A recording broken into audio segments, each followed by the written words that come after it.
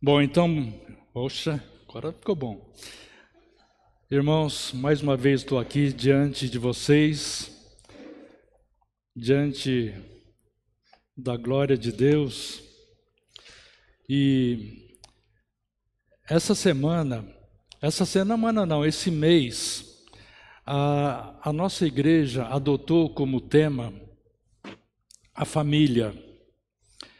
E como não poderia deixar de ser, nós vamos começar falando de várias pessoas da família, mas o primeiro a ser falado é a pessoa mais incompreendida, a mais injustiçada e talvez a mais sem noção da casa. Será que vocês entenderam quem é? Eu vou deixar uma dica para vocês. Essa pessoa da família, ela vem depois da esposa. Mas vem também depois dos filhos, vem depois dos pets, né? O cachorrinho, a cachorrinha, né? Bom, mas também não é tão no fim assim, né? Vem depois da empregada, né? Claro, né? E depois ainda, aí finalmente chega a internet, né? Depois ainda vem o carro e ali no fim da fila, quem que vem? O marido, né? Mas como representante dessa minoria injustiçada, tão mal falada, eu fui designado justamente para falar sobre os homens. E, no entanto, se você fala os homens, parece uma coisa assim muito vaga, né? Porque aí todo mundo começa a pensar, homem é tudo igual, né? Não tem um que preste, né? Mas, na realidade, se você concorda com isso, muita gente concorda realmente que nenhum homem presta. Mas hoje a minha missão, que é uma missão, digamos, impossível, né? Faltou tocar a musiquinha da missão impossível. Mas a missão impossível é justamente mostrar que existem homens e existem homens de verdade. Embora o tema seja sobre homens, eu acredito que as mulheres é que vão reconhecer nas pessoas com quem ela convive, né? Aqueles que são os homens de verdade da sua vida. Pode ser seu marido, pode ser seu pai, pode ser seu filho, pode ser seu irmão, mas todas as mulheres vão acabar reconhecendo nesses homens algumas qualidades, algumas características. E se você é homem, solteiro ou casado, e você não quer ser colocado nessa vala comum de que todo homem é igual, então saiba que existe outro tipo de homem e que na Bíblia ele é conhecido como homem de verdade. E esse homem de verdade não tem nada a ver com força física, não tem nada a ver com virilidade, não precisa ser um Sansão, mas são homens que são conhecidos por outras virtudes. E para isso, então, nós vamos ler hoje uma passagem que está lá no livro de Êxodo, capítulo 18, versículo 27. É uma passagem em que o sogro de Moisés, o Jetro, ele vendo que Moisés tinha tanta dificuldade para poder resolver as desavenças do povo ali, todo mundo vinha se queixando com Moisés, ele tinha que julgar as causas, e Moisés estava assim, não aguentava mais. Então o sogro dele, o Jetro, ele dá um conselho para Moisés. E aí a primeira dica para os maridos hoje, os aqui presentes, ouçam o conselho dos seus sogros, porque eles têm palavras sábias para falar para vocês. E qual foi o conselho que o sogro de Moisés deu para ele? Está lá, versículo 17. O sogro de Moisés, porém, lhe disse: não é bom o que fazes. Na realidade, versículo 17 ainda, tá? não é bom o que faz. Na realidade, ele estava querendo dizer que o Moisés só faz besteira, né? Faz uma coisa certa. Então, ouve o que eu estou querendo dizer. Sem dúvida desfalecerás, tanto tu como este povo que está contigo, pois isto é pesado demais para ti. Tu somente não o podes fazer, ou seja, julgar todas as contendas daquele povo. Versículo 19, ouve, pois, as minhas palavras, eu te aconselharei e Deus seja contigo. Representa o povo perante Deus, leva suas causas, ensina-lhes os estatutos e as leis e faz-lhes saber o caminho em que devem andar e a obra que devem fazer. Ou seja, Jétro estava falando para Moisés se concentrar naquilo que realmente era importante. E então ele fala no versículo 21, procura dentre o povo homens capazes, tementes a Deus, homens de verdade que aborreçam a avareza. Põe-nos sobre eles por chefes de 1000, chefes de 100, chefes de 50 e chefes de 10. Para que julguem este povo em todo o tempo, toda causa grave trarão a ti. Ou seja, o Moisés devia ser o tipo do STF lá da região. E aí fala, mas toda causa pequena, eles mesmos julgarão. Ou seja, o tribunal lá de primeira instância, segunda instância. Será assim mais fácil para ti e eles levarão a carga contigo. Se isto fizeres, e assim Deus te mandar, poderás então suportar, e assim também todo este povo tornará em paz ao seu lugar. Por isso, então Jétro aconselhou Moisés a buscar o auxílio de homens, mas não eram homens comuns. Ele fala que essas pessoas deveriam ser homens de verdade, homens tementes a Deus, que aborrecessem a avareza. Não importava se tinham grande força física, se eram valentes, se eram guerreiros, o importante era ter essas qualidades. O importante era ter essas qualidades. Então, o que aconteceu? Deixa eu ver aqui que está.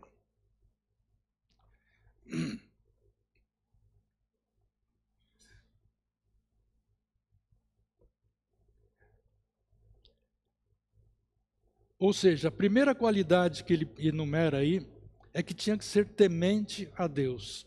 Ou seja, homens que pudessem ser guiados pela palavra de Deus. E o que significa ser temente a Deus?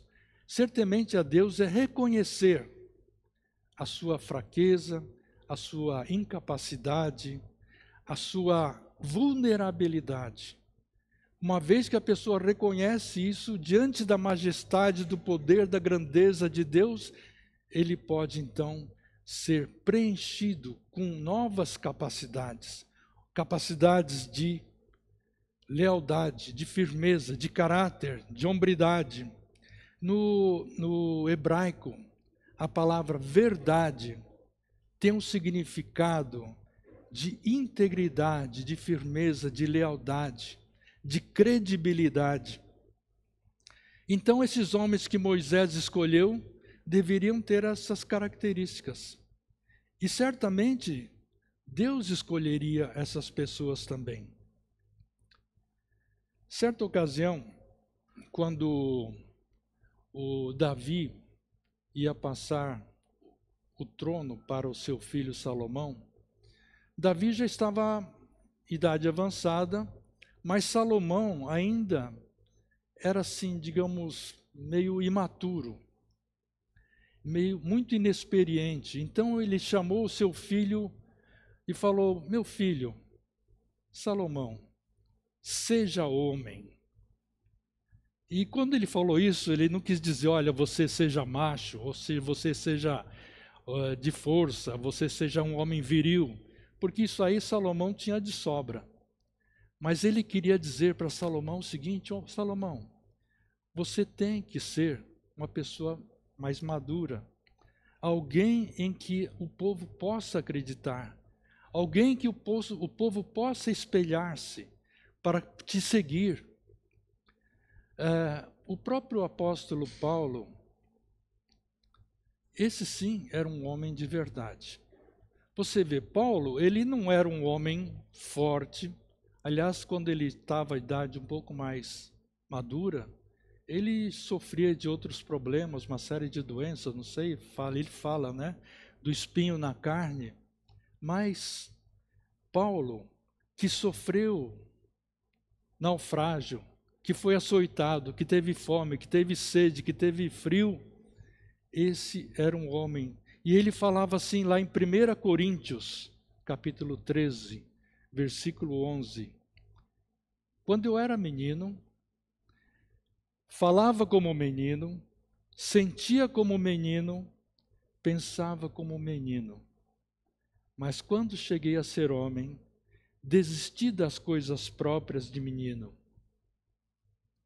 E assim, como a criança se desenvolve, como a criança cresce, vai deixando para trás as coisas de criança. E a maturidade que vem em seguida envolve mudanças de hábitos, mudança de atitude. Nós temos de deixar de ser aquelas crianças, aquelas pessoas inexperientes, para nos enchermos pelo poder de Deus, dessa integridade, dessa honestidade, agir pautado na verdade, com coragem, sempre baseado nas palavras imutáveis da palavra de Deus. Ser um homem de verdade significa ser respeitoso, significa tratar os outros com dignidade, com senso de justiça, significa ser responsável, assumir as consequências dos seus atos.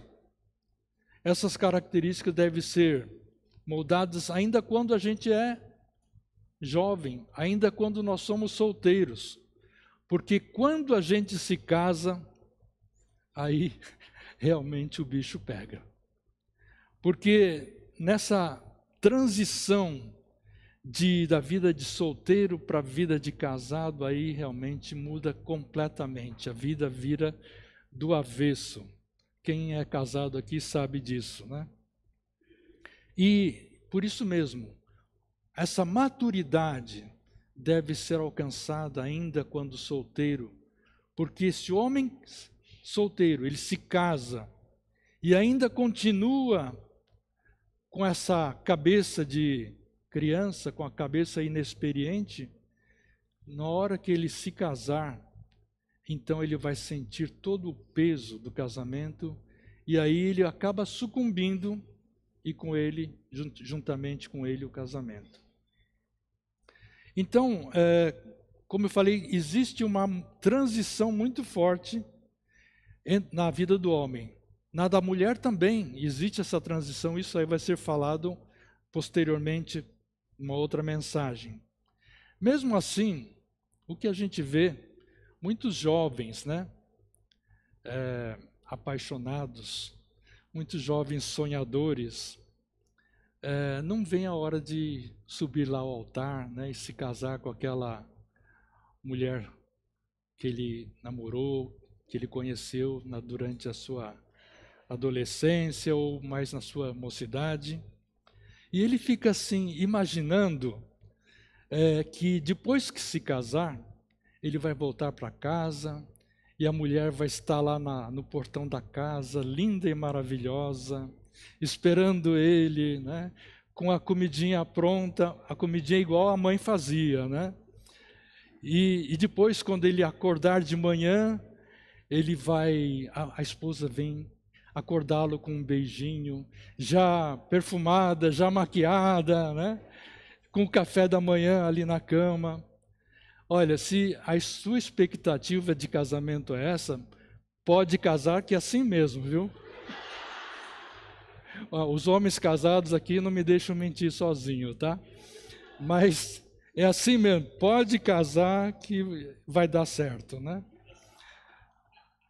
Mas os casados estão de prova, né? Que realmente a coisa muda. E nem todo dia é assim, né? Só 6 vezes por semana que é assim, né?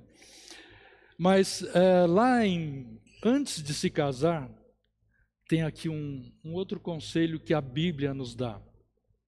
Provérbios, capítulo 24, versículo 27. Está escrito assim: cuida dos teus negócios lá fora, apronta a lavoura no campo e depois edifica a tua casa. O que esse versículo quer nos dizer? Ele quer dizer que antes de você constituir família, você tem que trabalhar, tem que cuidar dos seus negócios ou ter um bom emprego para poder sustentar a sua casa. Porque aí vem a primeira grande responsabilidade do homem casado: ser o provedor da família.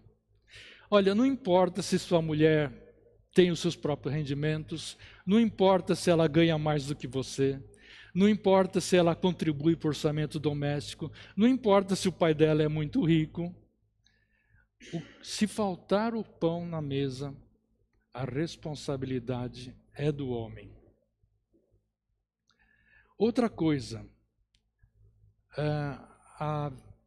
o problema financeiro, uma vida financeira desequilibrada, é a segunda causa das separações entre os casais.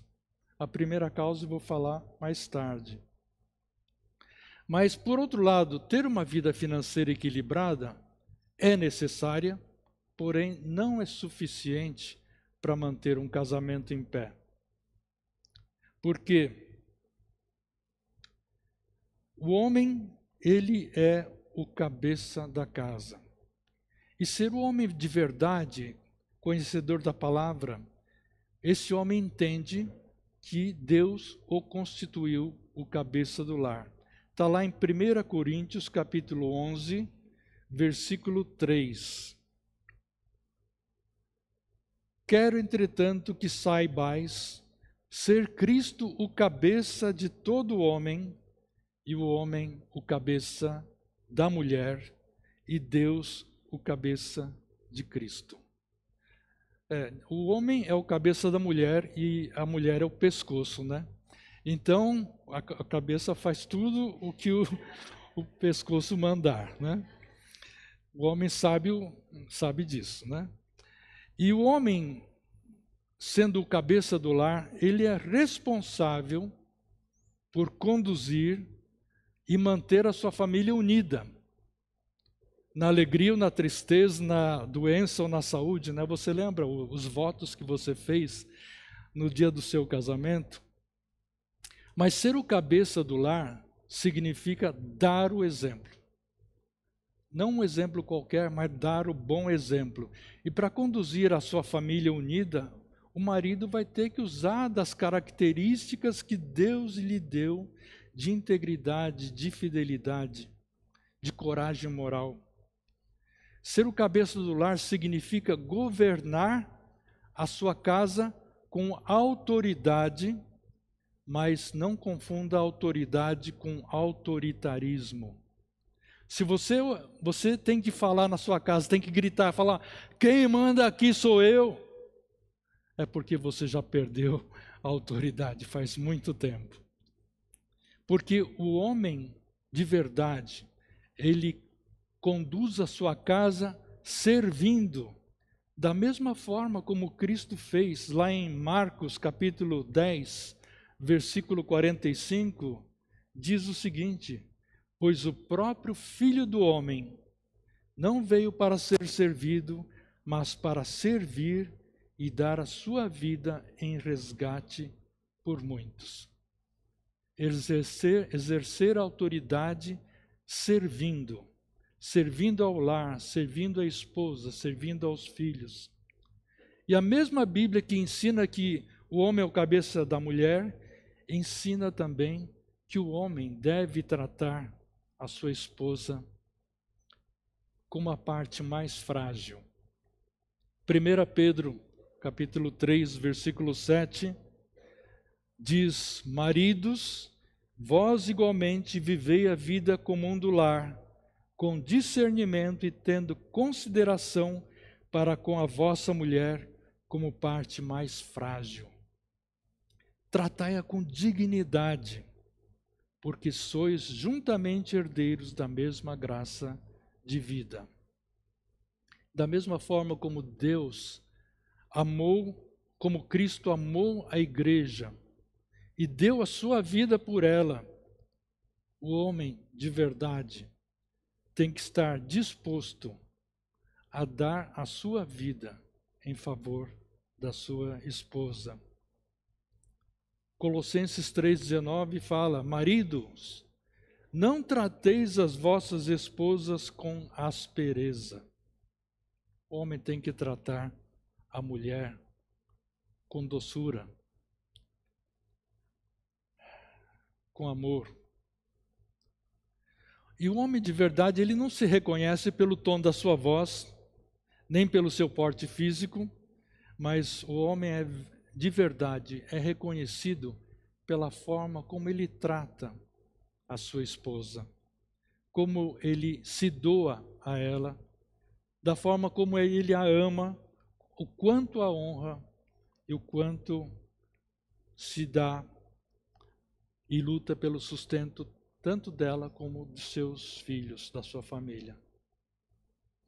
Outra coisa que é muito importante, que a gente muitas vezes esquece, é que o homem de verdade, ele é o líder espiritual da sua casa. E essa liderança, ela é exercida não somente por palavras, mas por atitudes, pelo exemplo.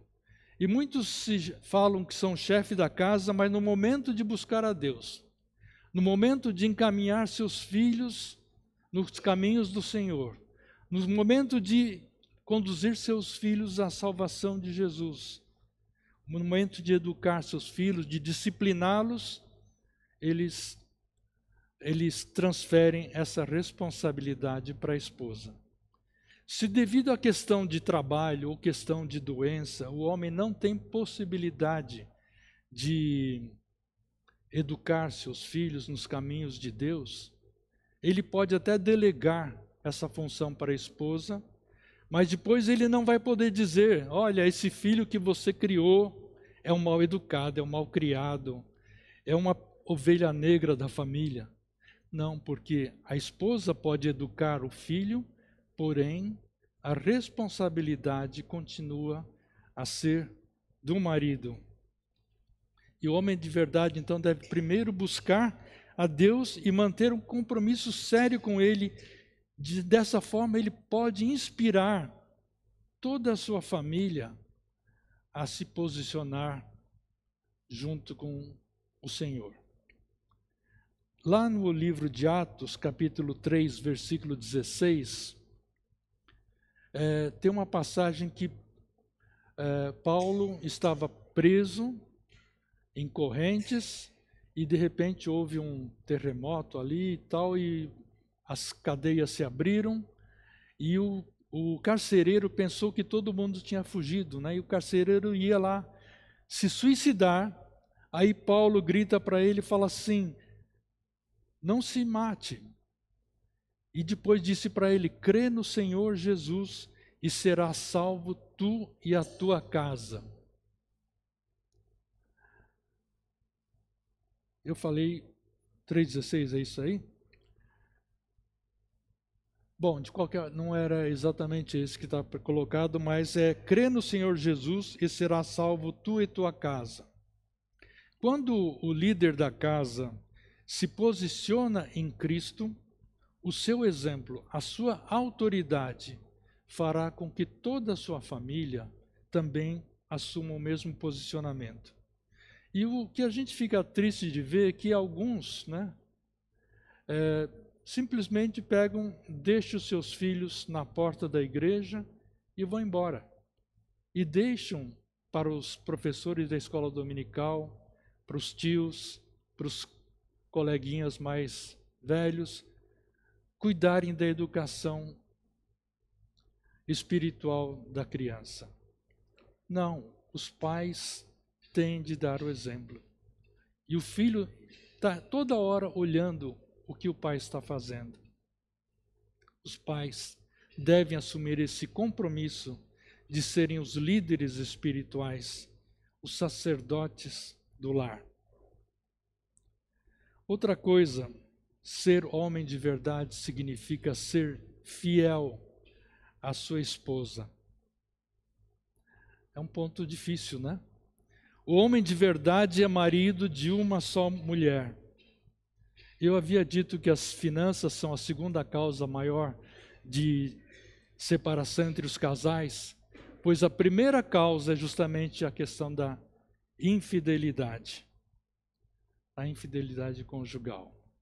Primeira causa dos divórcios.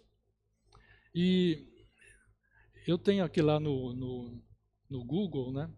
Eu recebo aquelas fotografias, às vezes são fotos bem antigas, e eu gosto de rever fotos antigas do início do meu casamento com a Mitio.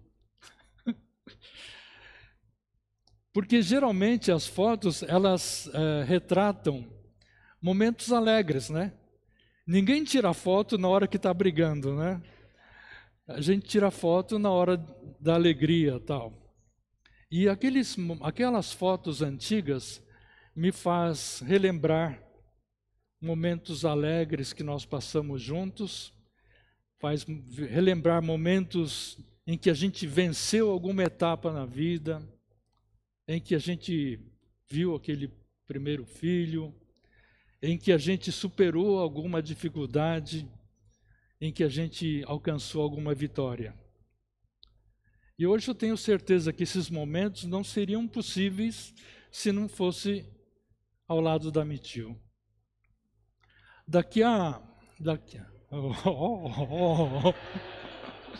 Pode falar.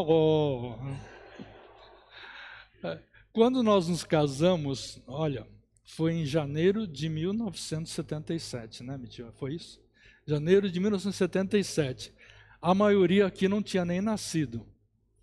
Mas nós nos casamos e quando a gente se casou, a Mitio, ela renunciou a um bom emprego de funcionária pública para me acompanhar, porque eu tinha sido transferido para ficar 2 anos lá na Itália. E aí a Mitio, ela deixou de lado o emprego dela para ir comigo para lá. Depois disso a gente voltou para o Brasil, para São Paulo, e aí em seguida nós mudamos para o Rio de Janeiro, onde tivemos a primeira filha, minha filha, a Vivian Carioca. Depois a gente foi para Recife, depois voltou para São Paulo, depois eu fiquei 9, 10 meses lá em Londrina trabalhando também, e ao todo a gente mudou de casa umas 10 vezes. E aí em janeiro de 2027 a gente vai completar os 50 anos de casado, e se pudesse voltar no tempo, eu certamente me casaria com outra pessoa. Não, mentira! Mentira! Certamente eu me casaria com a Mitio de novo. Pode falar, ó.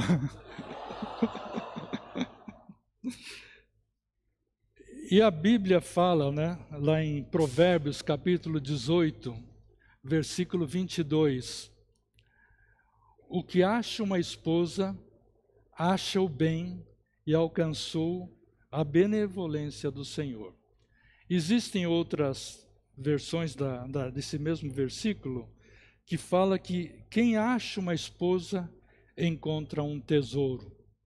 Por isso, maridos, cuidem bem do seu tesouro. Hoje em dia não está fácil de encontrar um. Resumindo tudo aquilo que foi falado, o homem de verdade é aquele que ama a esposa e a ela se doa, tratando-a com dignidade e respeito. Vou deixar aqui 2 versículos. Primeiro, Efésios 5:25, que fala: Maridos, Efésios 5:25, maridos, amai vossas mulheres como também Cristo amou a igreja e a si mesmo se entregou por ela. E tem também o Efésios 5:28 que fala: assim também os maridos devem amar a sua mulher como ao próprio corpo. Quem ama a esposa, ama a si mesmo. O marido, o homem de verdade, lidera servindo a sua família com responsabilidade. Por isso, lembrando, cabe ao homem guiar o seu lar espiritualmente, tomando decisões com sabedoria, ouvindo a esposa e buscando o bem da família. E que a Bíblia ensina que a liderança deve ser exercida servindo a família. Marcos capítulo 10, versículo 43 e 44. Fala assim: quem quiser tornar-se grande entre vós, será esse que vos sirva, e quem quiser ser o primeiro entre vós, será servo de todos. Terceiro, o homem de verdade provê e protege a sua casa. O homem é chamado a prover a sua casa, tanto material quanto espiritualmente e emocionalmente.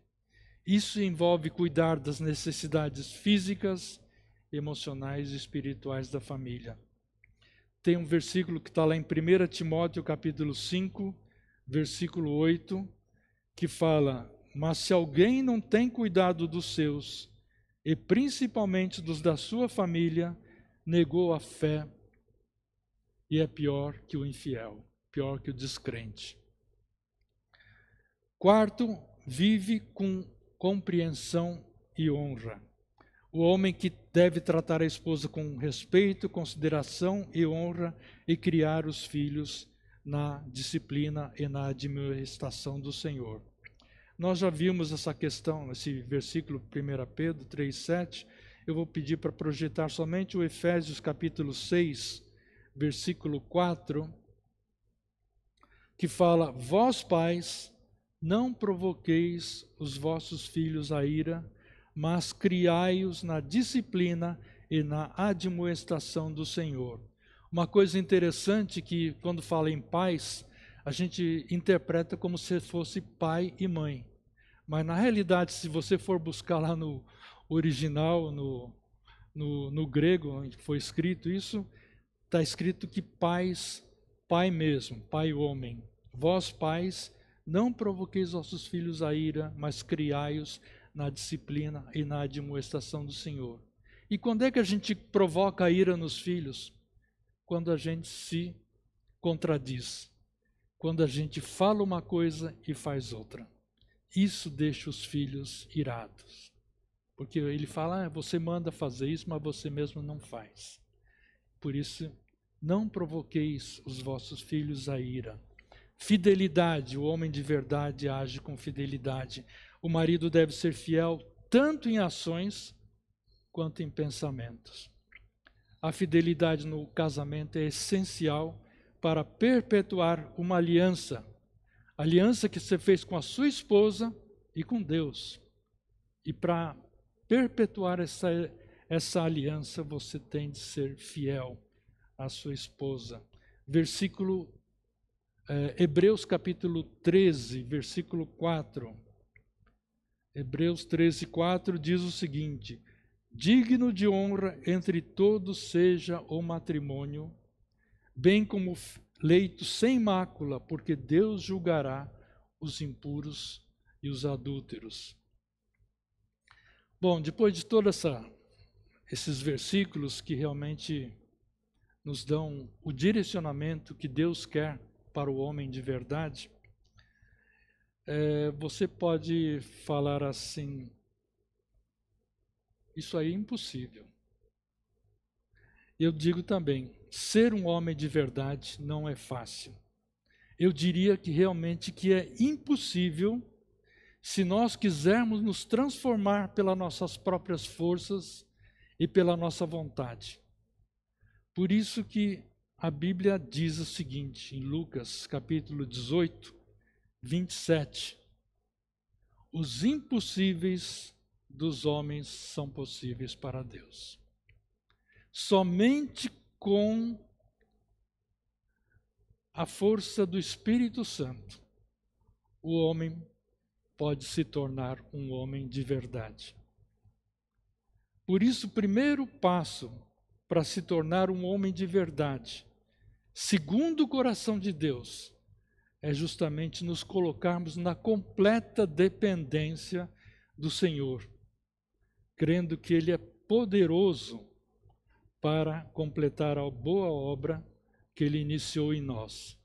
Aí você pergunta, Hugo, você fala essas coisas, mas você é um homem de verdade? Essa é uma pergunta que eu não queria receber, né? Mas o que eu digo é o seguinte, eu estou em obras. Deus está fazendo ainda a tarefa em mim. Deus ainda não completou a sua boa obra em mim.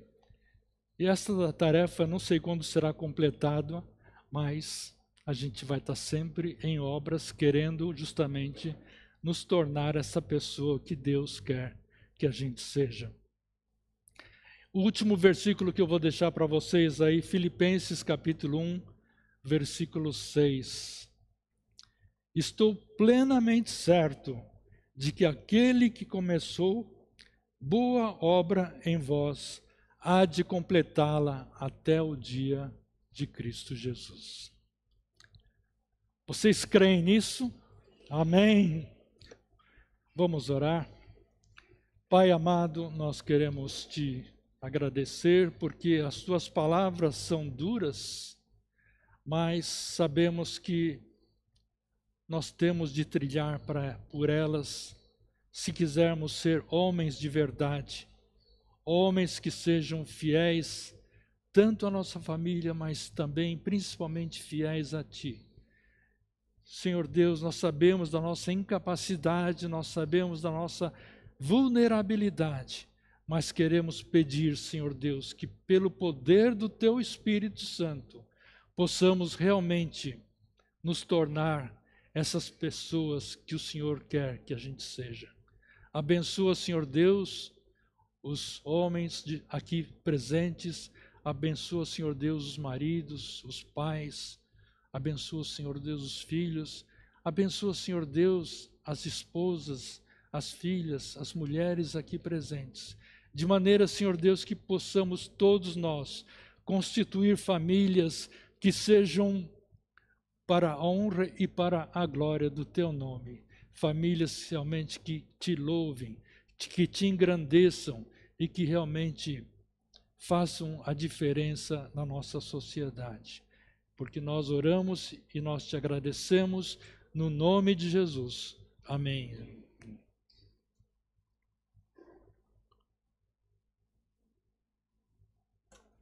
Muito obrigado.